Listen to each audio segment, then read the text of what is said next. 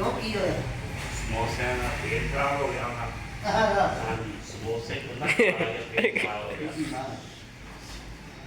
वो जी ना रबड़ ला रहा था रबड़ ला के तो फिर और शीशा टुट गया छोटा शीशा दरवाजे का वो कट के लिए उन्होंने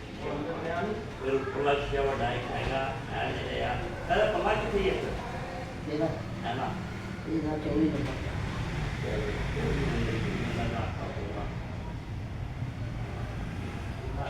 यार जाली बड़ो हो गई हैं बैन नेक्स्ट का रख गई और कैमरे मैन भी मेरे सकते अपना आगे इधर होना भी बना राम पाले पल्ले इस चीज नहीं पूरी दा ये ना तो मतलब बहुत की एक गाना नहीं होना वीडियो एक बनाएंगे वो स्लो अच्छा और मुंह लाल आ गया और नया बंद कर